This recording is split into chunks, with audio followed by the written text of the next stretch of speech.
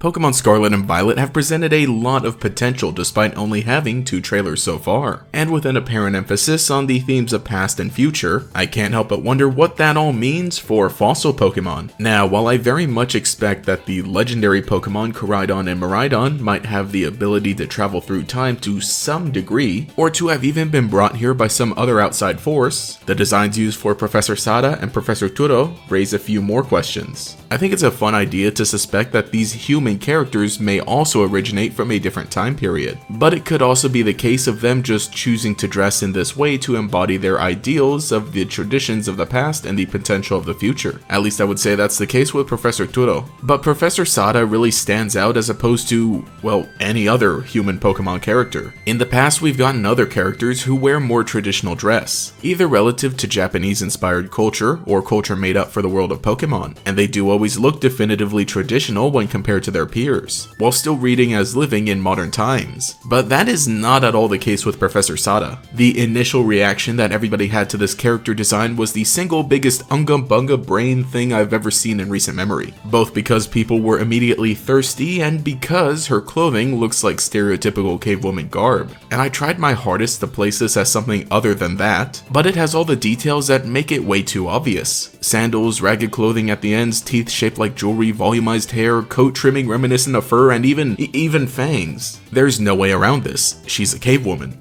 at least in design. I'm still skeptical of whether or not she was plucked from the Stone Age, even though she does have the Regirock color palette. But it did get me thinking about fossil Pokemon. Despite the good memes and fan art that place Professor Sada alongside my favorite prehistoric buddies, I don't think the specific lore of the currently unnamed region will be focusing on them. More likely around Koraidon and Miraidon and whatever secrets they hold. But with the recent games and the ones on the horizon, I think a few things might end up being connected. So yes, the biggest reason everybody has time travel on the brain is because the designs of the professors and legendary Pokemon are also on the nose. But because also the last Pokemon game we got, Legends Arceus, featured time travel as a core plot point. While it was a fun and interesting story on its own, it makes for some connections to the other Pokemon games. We're at the point where multiverses and timelines and now even time periods are all just completely crossed several times over. So Scarlet and Violet being presented as such makes perfect sense following Legends Arceus. I do want to bring up something I did really like about Legends Arceus though. During the main story, time-space distortions cause some problems for the people of Hisui, and bring some very strange Pokemon, but I really like how they're utilized in the wilds, spawning every so often and dropping various items and even Pokemon from across time and space. This is how a game like Legends Arceus, taking place around 200 years in the past, can include certain Pokemon to fill in the Pokédex. These space-time distortions are the only way you can obtain future Pokemon, like the Porygon line and apparently Magnemite and Magneton.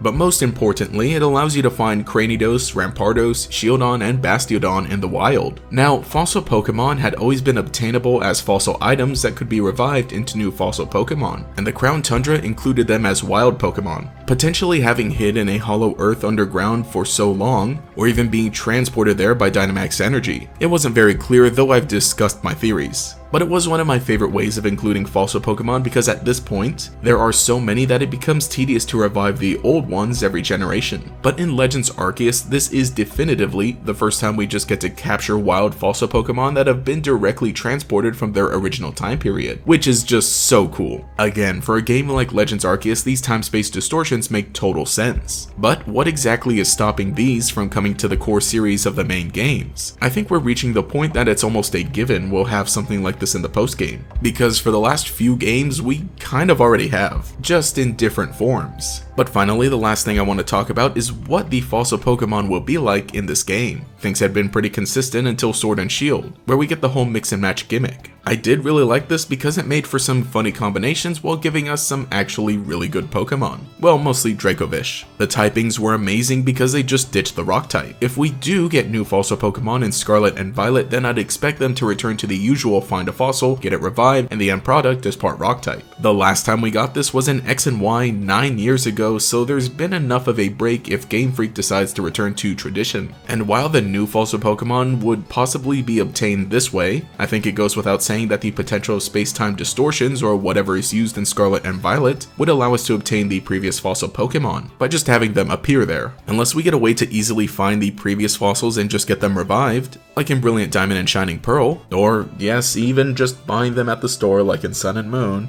Well, whatever it ends up being, it'll hopefully be easy. But of course we could always just get the Generation 2 or Generation 7 thing where there are no Falso Pokemon in the game. But that would be such a missed opportunity given everything that's been building up to this moment. But those were all just some loose thoughts I've been having concerning Falso Pokemon and the new Pokemon games. I hadn't gotten a chance to bring up how they were implemented into Legends Arceus, which I thought was a great execution, so I just wanted to bring that up. And with that game being the forerunner to Scarlet and Violet, I feel like it's the place to look for any hints at what to expect. Though I could of course just be completely off. I don't think we'll be getting too many answers because what I'm theorizing about is post-game adventures and even potential Falso Pokemon wouldn't get revealed until the game releases, being saved as a surprise for when we actually play it. Until then, I am so excited to see what other pieces of story we get leading up to November, and even more excited to discover the future of Falso Pokemon.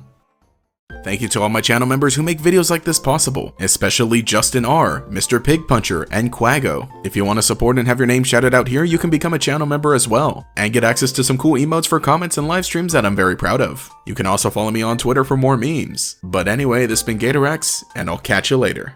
A new power has surfaced. Pokemon trading card game Diamond and Pearl Mysterious Treasures. You can catch the next wave of powerful Pokemon. Diamond and Pearl Mysterious Treasures in stores now. Each booster pack of 10 cards sold separately.